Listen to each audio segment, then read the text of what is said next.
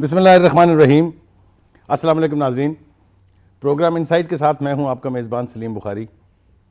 नाज़रीन, आज हम जिस मौजू पर गुफ्तगू करने जा रहे हैं उसका ताल्लुक सुप्रीम कोर्ट में यूसुफ रज़ा गिलानी वज़ीर आज़म पाकिस्तान के ख़िलाफ़ जो तौहीन अदालत की प्रोसीडिंग्स हैं उससे है। जो रवैया वज़ीर आज़म ने इख्तियार किया हुआ है, ख़ास तौर से जो उन्होंने अपने दो आखिरी जलसों में जिस लिहाज से, जिस अंदाज से, जिस लहजे में सुप्रीम कोर्ट का नाम लिए बगैर गुफ्तगू की है, वो खासी ऑफेंसिव है। किसी भी मुल्क में चीफ एग्जीक्यूटिव का अगर ये रवैया होगा वहाँ की अदालत उज़्मा के हवाले से, तो कैसे मुल्क चलेगा, कैसे मुल्क में इंसाफ होगा। इसी हवाले से गुफ्तगू करने के लिए हमने जिन अफराद को आज दावत कलाम दी है, उनमें हमारे साथ मुल्क के बहुत ही माया नाज और बहुत ही प्रोमिनेंट लीगल एक्सपर्ट्स हैं, वकील हैं पेशे के एतबार से जनाब आबिद हसन मिंटो साहब, और कॉन्स्टिट्यूशनल पिटिशंस के हवाले से उनका अपना एक मकाम है, उनसे हम बात करेंगे। उनके साथ मेरे साथ पास मौजूद हैं इस वक्त जनाब मज़हर क़य्यूम साहब, जो डेली नेशन के एडिटोरियल हेड्स भी हैं और साबिक पाकिस्तान के एम्बेसडर भी हैं। उनके साथ मौजूद हैं जनाब सलमान नजीब साहब, आप पेशे के एतबार से इंजीनियर हैं लेकिन साहिब राय हैं और अक्सर हमारे प्रोग्राम में आप उनकी बात सुनते रहते हैं। आप हसन मिंटो साहब, वेलकम टू द शो। ये जो मैंने जिक्र किया अभी कि जो रवैया इख्तियार किया गया है, जो अंदाज इख्तियार किया गया है, जिससे वाज़ेह है बिल्कुल हॉस्टिलिटी, ये कोई पहले आपके इल्म में कोई ऐसा प्रेसिडेंट है कि इससे पहले भी सुप्रीम कोर्ट के साथ ये रवैया इख्तियार किया गया हो?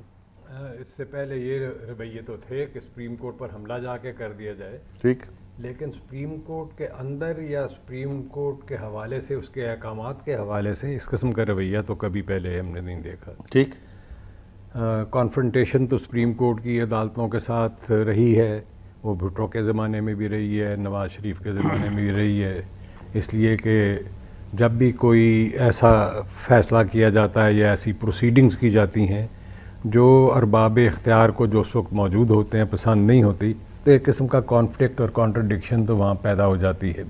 हमारे मुल्क में अभी तक आइन और जमहूरियत की ये रिवायात कि अदालत की पासदारी की जाए और सियासत और अदालत जो हैं वो साथ साथ चलें और ये सब जमहूरियत को आगे बढ़ाने का बायस बने, वो तो अभी तक पैदा नहीं हुआ।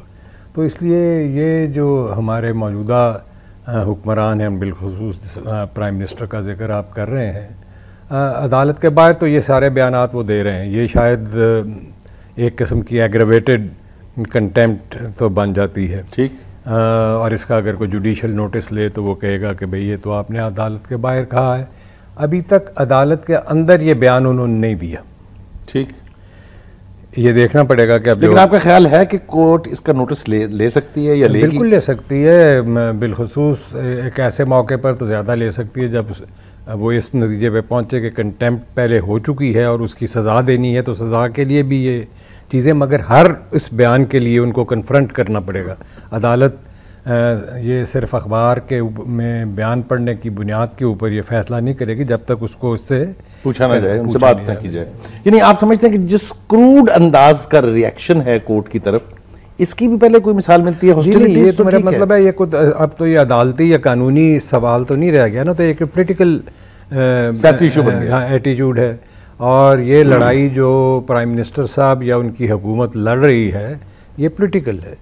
जो लोगों का ख्याल ये था कि अब पिछले वकील के चले जाने के बाद एक नए वकील को रखने के बाद शायद कुछ एटमॉस्फेयर में तब्दीली आएगी या होगी, वो शायद अदालत की हद तक वकील की बहस के दौरान में तो तब्दीली आई हो, लेकिन जो उनके रवैये हैं उनमें तो तब्दीली नहीं आई। बज़ाहिर मालूम होता है कि रवैया पहले से ज़्यादा हार्श हो गया, सख्त किया। मतलब क़य्यूम साहब, आपने मुख्तलिफ ममालिक में सफारतकारी भी की है, पूरा मंजरनामा भी आपके सामने है, कौमी भी और आलमी भी। आप समझते हैं इस तरह का कहीं वाकया और मुल्क में भी होता होगा या हो सकता है, या आप ये समझते हैं सिर्फ पाकिस्तान को ये तौफीक है कि अदालत उज़्मा जो है उसका तमस्खुर इस अंदाज से उड़ाया जाए? सर, जहाँ भी जमहूरियत रही है इस किस्म का वाकये का सवाल ही पैदा नहीं होता। ठीक, वो तो बड़े अदब से जो अदालत उज़्मा के अहकामात हैं उन पर अमल करते हैं। ये तो बड़ी अजीब किस्म की बात है कि हमारे मुल्क में एक तरफ तो सदर साहब अपने एड्रेस में जॉइंट सेशन में ऐसी जगह जहाँ एक बहुत मुकद्दस समझा जाता है और वहाँ के जो भी लफ्ज़ कहा जाए उसकी बड़ी अहमियत होती है। ठीक। वहाँ वो कहते हैं कि रूल ऑफ लॉ हमने इस्टेब्लिश किया है और प्राइम मिनिस्टर को खराज तहसीन पेश करते हैं, और दूसरी तरफ प्राइम मिनिस्टर को देखें तो वो तो जनाब हद से बाहर गुजर चुके हैं। यानी आप समझते हैं कि कॉल ऑफ फेल में भी तसाद है कि पार्लियामेंट के अंदर तो वो ये कहते हैं कि हमने कानून को यानी एस्टैब्लिश किया है, हुक्मरानी कानून की, और खुद उनके रवैये जो हैं वो अदालत का जिस अंदाज में तमस्खुर उड़ रहा है वो अंडरमाइन हो रहा है, और जहां अदालतों के हवाले से हुकूमती रवैये ये होंगे वहां कानून की पासदारी कौन करेगा। वापस आऊंगा आपके पास। सलमान नजीब साहब, आप लोगों के साथ मिलते रहते हैं, आपका वैसे भी पल्स पर हाथ है, ये बताइए एक आम आदमी जो है, जो ग्राउंड पर, जो सड़क पर चल रहा है, वो कैसे देख रहा है इस सारे को जो ये ढींगा मुश्ती हो रही है कोर्ट के साथ? अंग्रेजी में जो पिलर्स ऑफ स्टेट कहते हैं, जी जी, उनका जो क्लैश आता है तो आवाम के लिए तो बहुत कंफ्यूजिंग हो जाता है, बहुत मायूसी आ जाती है कि भाई ये क्या हो रहा है, बड़ों के आपस में क्या मिसअंडरस्टैंडिंग होगी, इतने जज्बात क्यों भड़क उठे हैं। तो ये बहुत रेयर सी चीज़ है, एक दो दफ़ा देखने में आई है मेरे ख्याल में हमारे 60 सालों में, 65 सालों में, बहुत रेयर है और बहुत अनफॉर्चुनेट है जी। बहुत बदकिस्मती है मुल्क की कि हमारे लेजिस्लेटिव और एग्जेक्टिव और उसमें ये जुडिशरी में ये क्लैश आए, बहुत रेयर है और बहुत ही अनफॉर्चुनेट है, और ये किसी चीज़ की तरफ पॉइंट कर रहा है जी, क्योंकि ये जो इस किस्म की तो सिचुएशन एग्जिस्ट नहीं कर सकती। दोनों में से एक साइड को तो समझना होगा, और जो जज्बात पर काबू नहीं रख सके उन्हीं को ज़्यादा सोचना पड़ेगा कि भाई क्यों हम ऐसा कर रहे हैं, क्योंकि कौम तो उसी के साथ हो जाएगी जिसके खिलाफ बोला जा रहा है, क्योंकि इतने जज्बात तो नहीं चल सकते इस लेवल पर। ये तो मिंटो साहब ये फरमाइएगा कि इस रवैये का पस मंजर अगर आप देखें तो चूंकि बेपनाह केसेस चल रहे हैं, जरदारी साहब के खिलाफ भी केसेस हैं, खुद यूसुफ रज़ा गिलानी साहब के साथ भी हैं, के खिलाफ भी हैं, इनके दीगर जो हमायती हैं, उनके वज़रा हैं, उनके खिलाफ भी करप्शन के चार्जेस हैं, तो ये reaction. This time check is brought you by supreme chai सेहतमंद है। ब्रुक बॉन्ड सुप्रीम, तंदुरुस्त रहें, मस्त रहें। वक्तन फ़वक्तन ऐसे ही पैदा हो जाता है ना, जैसे कोई वाक़या हो गया या जैसे कोई इकदाम किसी एक ने किया तो दूसरा उसके रिएक्शन के तौर पर बोलता है। मगर ये उनकी एक सोची समझी पॉलिसी है कि अदालत को टेक ऑन करना है और अदालत को अपने ऊपर हावी नहीं होने देना, और अदालत के वो अहकामात जो उनके सियासी मकासद के रास्ते में हायल होते हैं उनको किसी तरीके से या तो तस्लीम नहीं करना या उनको डिलेड उनका परफॉर्मेंस, हत्ता के इलेक्शन नज़दीक आ जाए और वक्त जो है वो गुजर जाए। ये उनकी एक क्लियर पॉलिसी मौजूद नज़र आती है। क्योंकि आज तक आप देखें कि तारीख़ी तौर पर हमारे मुल्क में अदालतों ने बाय एंड लार्ज, चूँकि आधा वक्त मार्शल लॉ में गुजर गया, तो बाय एंड लार्ज वो इस्टेब्लिशमेंट और हुकूमतें या बरसर इक़्तिदार जो क़ुव्वतें थीं उनके साथ ही अपने आप को रखा, उनके साथ अलाइन किया। तो इसलिए ये पहली हुकूमत है, अदालत है जो ख़ुद एक चूँकि एक मूवमेंट के नतीजे के तौर पर वापस जाके रिहेबिलिटेट हुई है, तो उसके अंदर एक डिफरेंट स्ट्रेंथ है।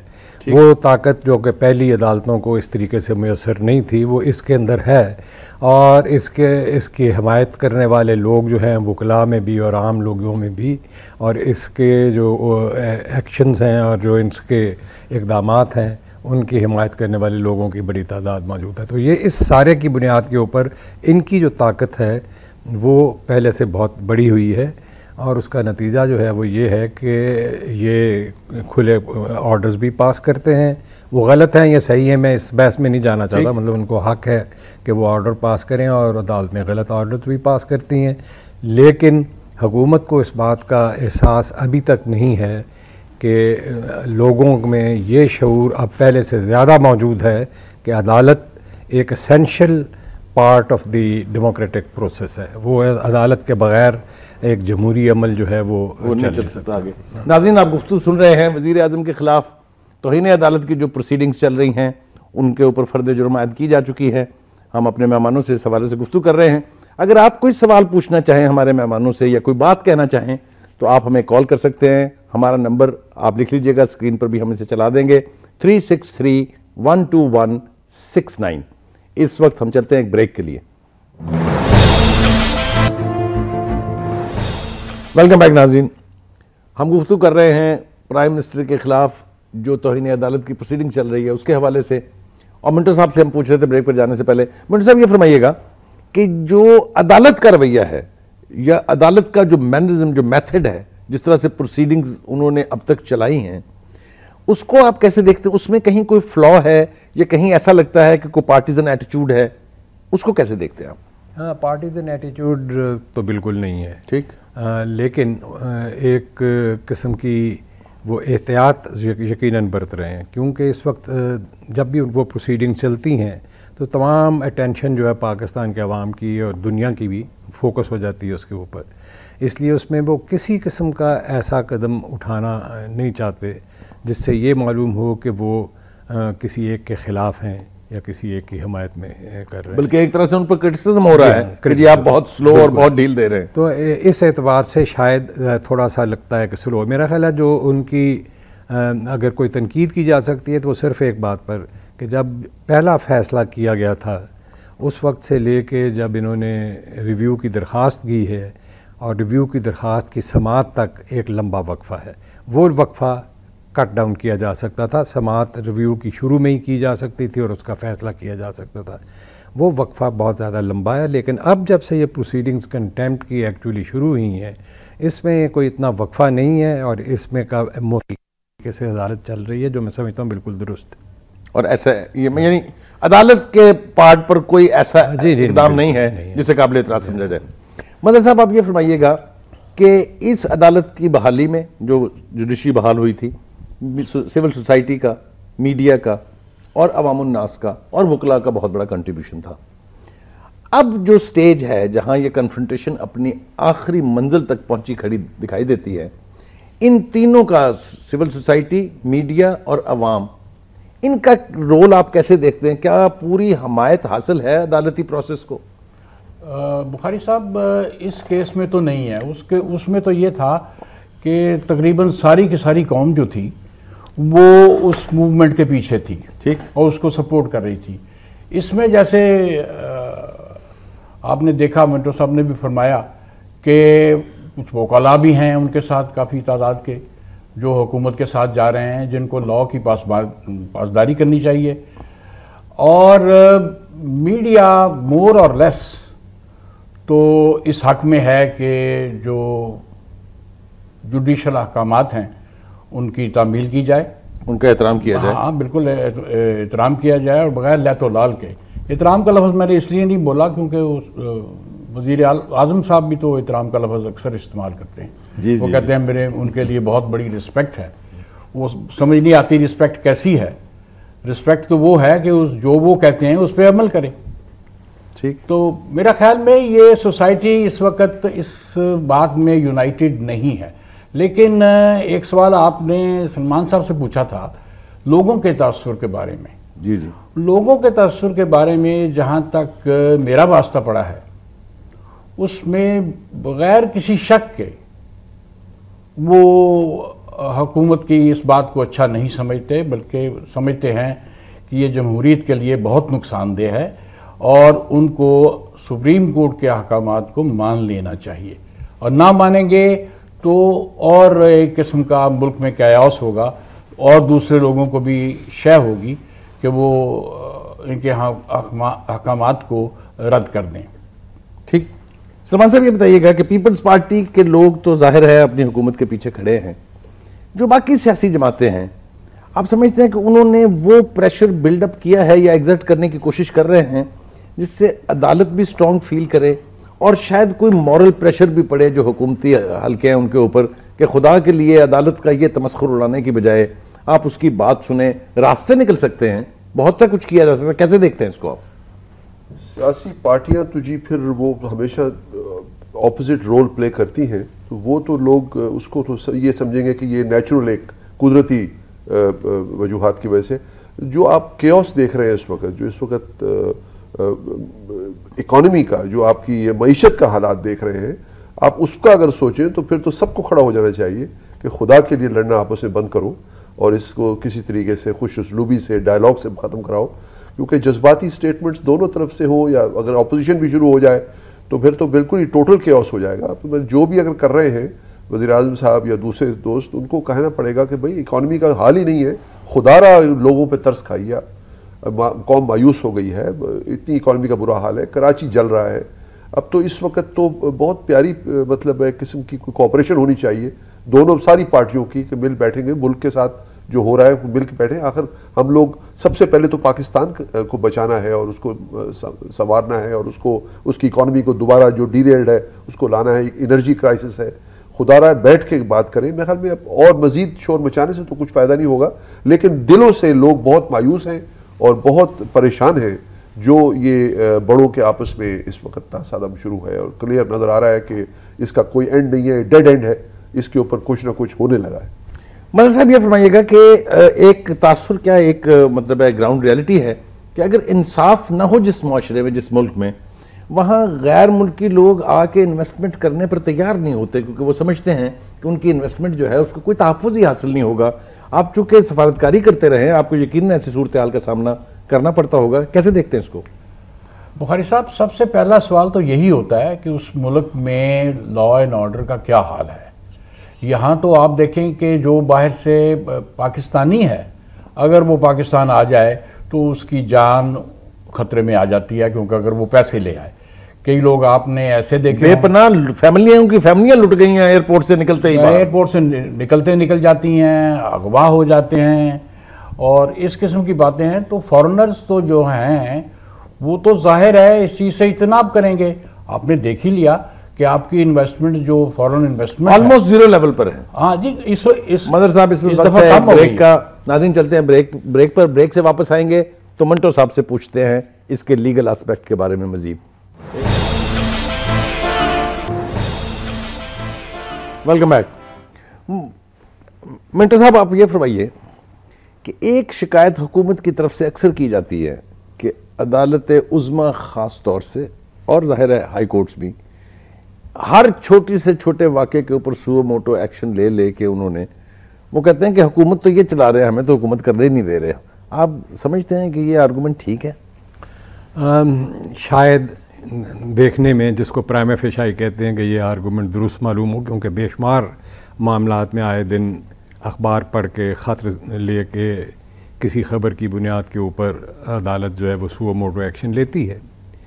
लेकिन देखने की बात जो है वो ये है कि परसिस्टेंटली गवर्नमेंट जो है जिसका काम है मुल्क के अंदर लॉ एंड ऑर्डर कायम रखना, जिसका काम है कीमतों को एक ख़ास लेवल पे कायम रखना, जिसका काम है लोगों को तहफ़्फ़ुज़ भी देना और लोगों के लिए रोज़गार भी मुहैया करना, वो किसी भी काम को पूरा करने के लिए तैयार नहीं है। ठीक, अगर वो करने ही के लिए तैयार नहीं है और लोग जो हैं वो अपने बीवी बच्चों को लेके अदालत के सामने जाके अपने प्लेकार्ड के ऊपर अपने सवालात बोलते हैं और लिखते हैं कि मेरा बाप कहाँ गया, मेरा भाई कहाँ गया, तो अदालत के लिए चारा नहीं है, क्योंकि अदालत के पास ये इख्तियार मौजूद है कि इन चीज़ों के ऊपर नोटिस ले।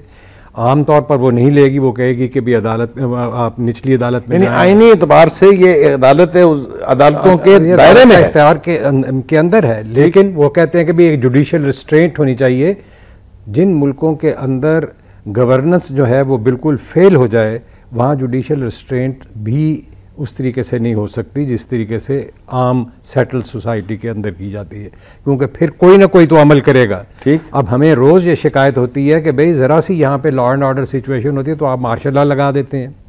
मार्शल लॉ लगाने से तो अदालत का इसके अंदर दखल देना जो है वो 1000 दर्जे बेहतर है, क्योंकि अदालत फिर भी आइनी तौर पर एक बुनियादी स्ट्रक्चर का हिस्सा है जो फ़ौज नहीं है। ठीक, तो इसलिए ये बात लोगों को जहन में रखनी चाहिए। और फिर ये बात सबसे बड़ी जो जहन में रखने की बात है वो ये कि हमें रोज़ कहा जाता है कि भाई ये बड़े इतने दिनों के बाद ये सिविल गवर्नमेंट आई और डेमोक्रेटिक प्रोसेस चला है, आप हर 2-3 साल के बाद इसको बंद कर देते हैं, तो इसको कुछ देर चलने दें। अपने लिए वो ये छूट मांगते हैं कि इसको कुछ देर चलने दें।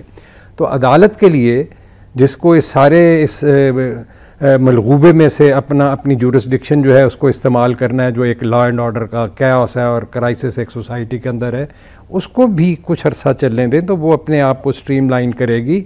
और आप उसकी मदद इसी तरीके से कर सकते हैं, यानी हुकूमत वाले, कि वो अपनी गवर्नेंस को बेहतर करें और कोऑर्डिनेट करें। देखिए डेमोक्रेसी जो है वो इन तीनों ताकतों और क़ुव्वतों की कोऑर्डिनेटेड एफर्ट के साथ चलती है, जिसमें मुकन्नना भी शामिल है जो कानून बनाती है, और इंतज़ामिया भी शामिल है, और अदालत भी है जो इस सारे का तहफ़्फ़ुज़ करती है और आइन की अलमबरदारी करती है। तो ये जब तक तीनों कोऑर्डिनेट नहीं करेंगे, कोऑर्डिनेट का मतलब ये नहीं है कि एक दूसरे के माताहत होंगे, ठीक, कोऑर्डिनेट का मतलब ये है कि उनको पता है कि किस तरीके से सिस्टम को आगे लेके जाना है, इसमें कोऑर्डिनेशन करने का सवाल है, और अपना अपना काम और अपना अपना फरीज़ा अदा करेंगे।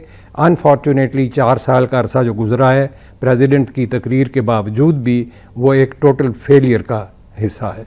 जो प्रेसिडेंट ने उस तकरीर में अपनी बातें कही हैं और अचीवमेंट्स गिनवाई हैं, उनमें से ज़्यादातर वो हैं जो बाकी सारी पॉलिटिकल पार्टीज़ की एग्रीमेंट और कंसेंसस के साथ हुई हैं और उनके प्रेशर के साथ हुई हैं जो हुई हैं, चाहे वो 18वीं तरमीम हो और चाहे वो नेशनल फाइनेंस अवार्ड हो, चाहे 20वीं तरमीम हो, जो अभी हाल ही में सारी चीज़ें वो हैं जो पॉलिटिकली दूसरी पार्टियों की कोऑर्डिनेशन के बगैर नहीं हो सकती थी। खुद इस गवर्नमेंट ने कोई काम और इनिशिएटिव नहीं लिया। आप ये फरमा रहे हैं कि अगर हुकूमत के या स्टेट के सारे पिलर जो हैं वो कोऑर्डिनेटेड एफर्ट नहीं करेंगे, ना गवर्नेंस होगी, ना किसी को इंसाफ मिलेगा, ना कौम आगे बढ़ेगी। बिल्कुल। मदर साहब ये फरमाइएगा कि आपके पास लोगों के आर्टिकल्स भी आते रहते हैं, आप खुद भी बहुत ज़्यादा ब्राउज करते रहते हैं इंटरनेट के ऊपर, इंटरनेशनली देखते हैं आप ये फरमाइएगा कि क्या इस रवैये के साथ जो इस वक्त हुकूमत का है, अदालत अपना काम आज़ादाना और सही तरीके से कर सकती है? सर इंतहाई मुश्किल है। अदालत कैसे काम कर सकती है? अदालत के लिए तो इन्होंने इतना बोझ डाल दिया है कि वो एक ही केस जो है वो चलते रहते हैं और सुओ मोटो केसेस आते रहते हैं, एडिशन हो जाता है। तो अदालत के लिए अगर वो जो अहकाम देंगे उसकी पाबंदी नहीं होगी तो वो कैसे काम करेंगी? उसके लिए तो बहुत मुश्किल हो जाएगा। ये तो इसमें इंतज़ामिया को ये एक अपना रोल अदा करना चाहिए कि वो अपने काम करें ताकि अदालत के लिए वो कहना ही ना पड़े। अदालत कैसे काम कर सकती है? अगर एक दफ़ा वो ऑर्डर दे ना हो, दूसरी दफ़ा उस ऑर्डर को रिपीट किया जाए तो वो दूसरे कामों पे इफेक्ट होता है। यानी जब तक ये रवैये रहेंगे आप समझते हैं कि बात आगे नहीं बढ़ती रही। सलमान साहब आप ये फरमाइएगा कि करप्शन जिससे ये सारे कसिए की बुनियाद पड़ी है, एनआरओ का केस जो है, करप्शन जिस माशरे में इतनी रैम्पेंट हो, आप भी इंटरेक्ट करते हैं हुकूमती हलकों से भी, आपको पता है कालाबाग डैम क्यों डूबा, किसने डुबोया, किसका मुफाद था, किसने कितने पैसे लिए, वो सब आपको पता है, मेरी गुफ्तगू आपसे हो चुकी है। ये बताइए कि करप्शन जब इस लेवल पर होगी तो अदालत अगर एक्ट ना करे तो क्या करे? साहब एनार्की जो अल्फाज है ये सारी सिचुएशन को डिस्क्राइब करता है। कंप्लीट स्टेट ऑफ एनार्की में है इस वक्त हम। देखिए एक तरफ इंतहा पसंदी, ये बात आप सिर्फ अल्फाज की हद तक कह रहे हैं, ये कन्विक्शन से कह रहे हैं? कन्विक्शन से कह रहा हूँ, ठीक, कि हम एक स्टेट ऑफ एनार्की में हैं। अगर आप ईरान से या हिंदुस्तान से या यूरोप से हमारा नज़ारा करें तो एक तरफ एक्सट्रीमिज़म का समुंदर है, फाटा में बलूचिस्तान में इंसरक्शन शुरू है और कराची जल रहा है। उसके बाद अगर किसी हुक्मरान तबके का ये ख्याल है कि हम डिफाइंस करके पिलर्स को लड़वाते हैं आपस में या किसी को डिनाई करते हैं उसकी लीगल सिचुएशन, राइट्स और पावर्स, तो अनार्की बढ़ेगी। जो पंजाब में छोटा सा एक बज़ाहिर एक ओएसिस नज़र आता है काम का और ट्रैंक्विलिटी का, वो भी ख़त्म हो जाएगा। उसके बाद क्या रह जाएगा हमारे पास? फिर तो जब एनार्की आती है तो फिर ऐसी फोर्सेस उठती हैं जो अगर आप उनको कंट्रोल ना कर सकें तो फिर वो एंटी डेमोक्रेटिक होती है नेचुरली। तो एनार्की को कंट्रोल सिर्फ अदालती निजाम ही शटर नहीं होगा बल्कि पूरे का पूरा डेमोक्रेटिक सिस्टम जो है ये कोलैप्स हो सकता है जी। एनार्की जो है ना जी वो बड़ी खौफनाक चीज़ है और state of anarchy creep in कर रही है काफ़ी अरसे से। आपका साउथ पंजाब बागी हो चुका है, वो जो भी मईशत की वजह है, पानी की वजह है, एनर्जी की वजह है, आपकी इंडस्ट्रीज क्या मतलब एग्रीकल्चर सब खड़े हो गए हैं। तो बगावत का एक समा पैदा हो रहा है। तो अगर वज़ीर आज़म साहब इस तरह की बातें करेंगे तो बगावत और बढ़ेगी, हर लेवल पे बढ़ जाएगी। क्योंकि हर आदमी जो इस वक्त है, वज़ीर आज़म साहब तो बड़े मतलब इज़्ज़त से और बड़े एहतराम से हुकूमत कर रहे थे, उन्हें चाहिए अपने जो भी लीगल कोर्स है उसको ले ले, अपना ले, कुछ नहीं बिगड़ेगा, कोई क़यामत नहीं आ जाएगी। बात तो यह है कि स्टेट ऑफ एनार्की उनकी तरफ लोग देख रहे हैं इस वक्त। आपने फरमाया करप्शन तो है और करप्शन भी है, उससे खोखला हो गया बहुत कुछ, बैड गवर्नेंस भी है। उसके बाद अगर इस तरह की बातें वो करेंगे और उनकी तरफ लोग देख के फिर जो छोटा तबका है या जो अफेक्टेड तबका है, जो डाउन ट्रॉडन है, उसने फिर अनार्की में शामिल हो जाना, क्योंकि वो उनकी आजान सुन के फिर वो भी शुरू हो जाएंगे, सब आजान देना शुरू कर देंगे। तो दिस इज वेरी सीरियस, ये बहुत तकलीफ बात है, अनार्की है, टोटल केओस और अनार्की की तरफ हम जा रहे हैं। मिंटो साहब ये फरमाइएगा कि अगर अदालत कोई फैसला करती है और डिफाइंस का सामना करना पड़ता है उसको हुकूमत की तरफ से या जो भी कोई हो, उसके पास अपने अहकामात के को यकीनी बनाने के लिए, उन पर अमल दरामद कराने के लिए जो ऑप्शंस हैं, अक्सर बात होती है कॉन्स्टिट्यूशन के आर्टिकल्स, 2 आर्टिकल्स हैं जो है, आप समझते हैं कि अगर ये नौबत आ जाए कि अदालत ये फैसला करे कि अब हम इस हुक्म पर अमल कराएंगे, क्या ऑप्शंस हैं कोर्ट के पास? देखिए, आमतौर पर लोगों का ख्याल ये है कि उनके पास ये ऑप्शन भी मौजूद है कि वो फ़ौज को हुक्म देंगे ये उनके अहकामात को पूरा किया जाए। ये ऑप्शन तो शायद थेरेटिकली मौजूद है, ठीक, लेकिन ये अदालत जिस किस्म की मूवमेंट के नतीजे में जाके बहाल हुई है और जो इसकी बहाल होने के बाद की कमिटमेंट्स हैं, उनमें मुझे यकीन है कि ये फ़ौज को कभी नहीं कहेगी कि ये करेगी। ठीक, इनका ज़्यादा रिलायंस इस बात पर होगा कि सिविल सोसाइटी खुद और पीपल खुद सामने तौर पर देखें कि यह कितना अनजस्ट है जो हुकूमत कर रही है और उनके अहकामात को नहीं मान रही। ये पेटेंट जब वो हो जाएगा तो लोग खुद इस हुकूमत के ख़िलाफ़ खड़े होने के लिए तैयार होंगे। और मैं तो जब इन्होंने शुरू में कहा था कि भाई वकील डिवाइड हो गए, वकील डिवाइड हो जाते हैं, तमाम पॉलिटिकल गवर्नमेंट्स में अपनी अपनी पॉलिटिक्स के मुताबिक डिवाइड होते हैं, लेकिन इसमें जो बड़ी बात है वो ये है कि ख़ुद पीपल पार्टी के वकला में और पीपल पार्टी की लीडरशिप के अंदर, छोटे पैमाने की लीडरशिप के अंदर बड़ी तादाद उन लोगों की है जो अपनी हुकूमत के मौजूदा रवैये को दुरुस्त नहीं समझती है। ठीक, तो सिर्फ बात जो है वो ये है कि उनको इस बात का हौसला होना कि वो कहीं खड़े हो जाएं और उसके मुताबिक उसको असर्ट करें अपने आप को, ये बहुत बड़ा ज़रूरी है। और इसमें बहुत बड़ा पॉलिटिकल रोल ऑपोजिशन का है कि वो किस तरीके से सारी मूवमेंट को आगे लेके जाती है। नाज़रीन, बात कर रहे हैं हम यूसुफ रज़ा गिलानी साहब के खिलाफ तौहीन अदालत की जो प्रोसीडिंग्स हैं उस हवाले से। वक्त है इस वक्त एक ब्रेक का, ब्रेक पर चलते हैं। Welcome back. मंटो साहब, अब एक बात ये बताइए कि अगर इस रवैये के नतीजे में अदालत इस नतीजे पर पहुंचती है कि इन्होंने न सिर्फ तौहीन अदालत की है बल्कि एक ऐसा रवैया इख्तियार किया है जो कोर्ट और जुडिशरी को अंडरमाइन करता है और वो सजा दे देते हैं, पीपल्स पार्टी के बेपनाह रहनुमाओं को मैंने ये कहते सुना है कि अगर ऐसा हुआ तो जरदारी साहब के पास इख्तियार है, वो सजा माफ़ कर देंगे। कैसे देखते हैं इसको आप? देखिए, जरदारी साहब ने इससे पहले भी सज़ाएँ माफ़ की हैं। रहमान मलिक ने अपने ही वज़ीर की सज़ा माफ़ की थी, हालांकि वो मुकदमा जो है वो फाइनली कंक्लूडेड इस लिहाज से नहीं था कि उसकी अपील पेंडिंग थी। ठीक, सज़ा हुई और उसकी अपील ख़ुद रहमान मलिक साहब ने की हुई थी और उस अपील की मौजूदगी में उन्होंने सज़ा को माफ़ कर दिया। ये सवाल भी शायद पैदा हो सकता है कि ये इस तरीके से किया जा सकता है या नहीं किया जा सकता, मगर फिर भी वो अदालतों में ही आएगा ये मामला तय करने के लिए कि ये हो सकता है या नहीं हो सकता।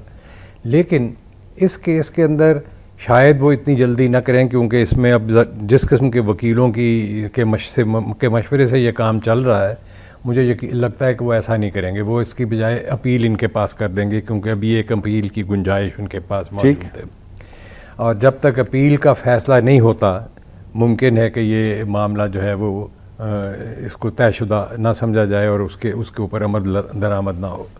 फिर ये कि किस नौयत की सज़ा देंगे, ये भी सवाल है। सज़ा तो जुर्माने की भी हो सकती है कंटेम्प्ट में, सज़ा 6 महीने की भी हो सकती है, सज़ा ये भी हो सकती है कि till the rising of the court, और till the rising of the court की सज़ा जो है वो शायद जरदारी साहब के इस किस्म के इकदाम से पहले ही मुकम्मल हो जाए। और अगर वो एक till the rising of the court सज़ा होती है तो will he then be convicted? Conviction है, ये कन्विक्शन है। कन्विक्शन तो उनको अगर 50 रुपये जुर्माना करेंगे तो वो भी कन्विक्शन है। कन्विक्शन तो on the merit of the case है। सज़ा का कितना लेवल है वो एक डिफरेंट बात है, वो उनको ऑप्शन है कि वो कितनी सज़ा देंगे, 1 रुपया जुर्माने से लेके लाखों रुपए जुर्माने तक और 1 दिन की सज़ा से लेके 6 महीने की सज़ा तक वो दे सकते हैं। सज़ा का लेवल तो वो खुद मुतय्यन करेंगे और इन हालात में वो ये देख के करेंगे कि जो सर्कमस्टांसिस हैं और जो पॉसिबिलिटीज़ मौजूद हैं हुकूमत के रवैये जिस किस्म के हैं, उसमें किस किस्म की सज़ा होनी चाहिए जो कि आसानी से जिससे वो बाहर ना निकल सके। ठीक, मदर साहब, अदारों के तसादुम की बात हर तरफ, हर अखबार में, हर चैनल पर, टॉक शोज में, खुद हुकूमती रवैयों में वो खुद सब कुछ करके भी ये कहते रहते हैं कि कोशिश की जा रही है, साजिश की जा रही है कि अदारों में तसादुम करा दिया जाए।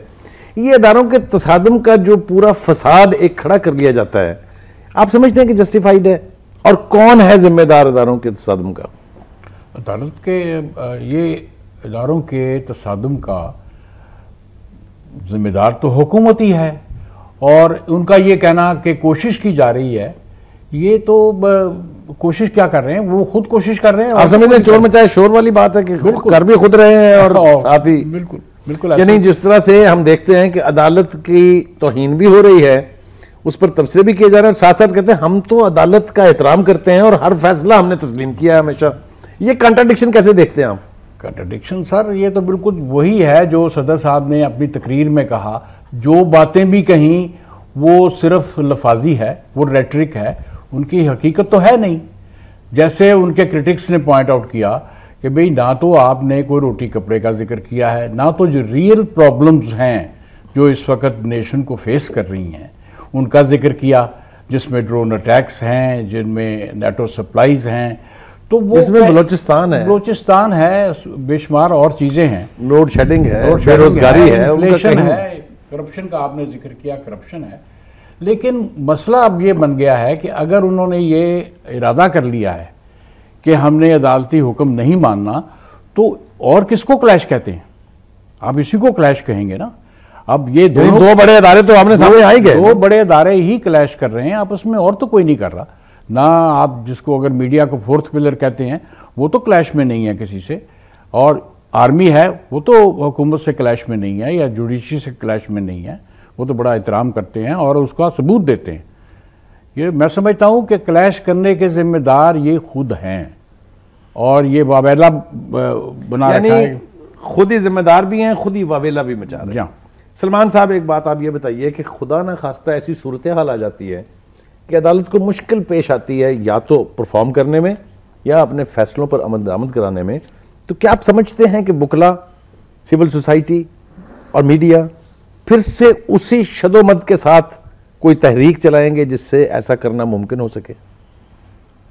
स्टेट ऑफ केओस में, अनार्की में जी किसी किस्म की तहरीक चल सकती है, इंतहा पसंदी की भी तहरीक चल सकती है। हम तीनों चारों तरफ से घिरे हुए हैं इंतहा पसंदों से। ये अब जरूरी नहीं है कि कुछ सिविल सोसाइटी सिविल मूवमेंट चलाए, ये भी हो सकता है खुदा न खास्ता कि इंतहा पसंदी की को मूवमेंट इधर आ जाए, क्योंकि हमेशा कुदरत का एक तरीका है कि वो फोर्स और काउंटर फोर्स क्रिएट करती है, न्यूटन के थर्ड लॉ ऑफ फिजिक्स के मुताबिक।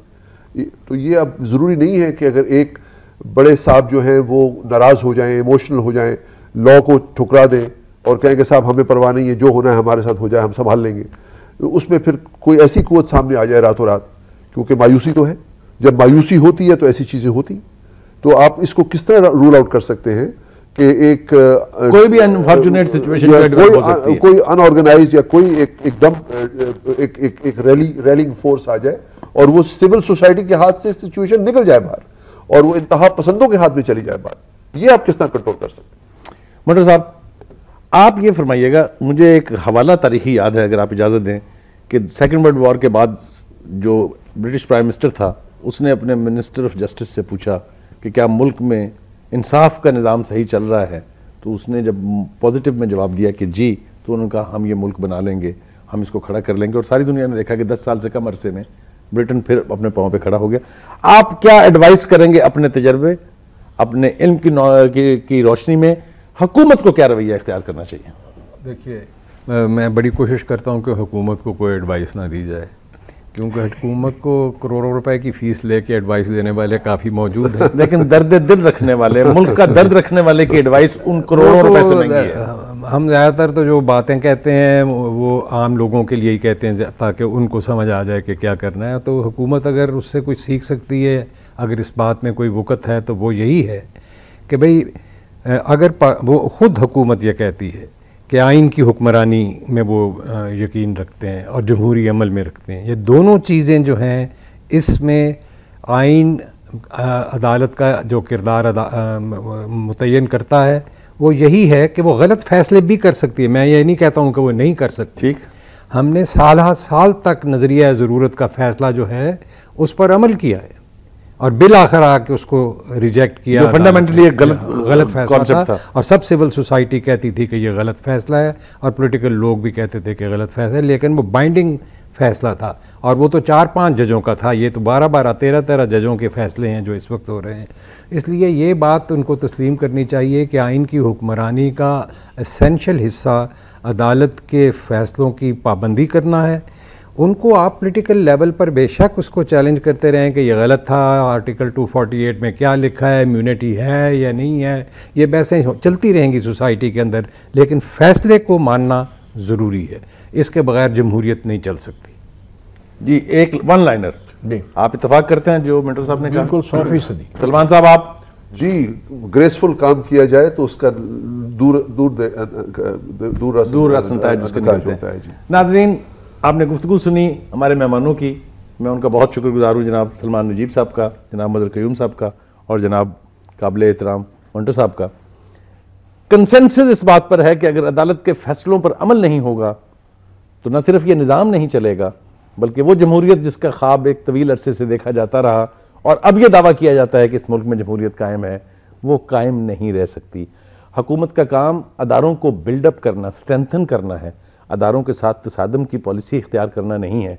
हमारी तवक्को है कि हमारे हुक्मरान, ख़ास तौर से वज़ीर आज़म और जनाब सदर साहब, इन बातों से कम ये नतीजा ज़रूर अखज़ करेंगे कि ये भी उनकी नेक नामी है कि इस मुल्क में इंसाफ जो है वो प्रवेल करे और उसके लिए इम्प्लीमेंटेशन जो है वो इफ्स एंड बट्स के साथ हो। अपने मेज़बान सलीम बुखारी को इजाज़त दीजिए। अल्लाह हाफ़िज़।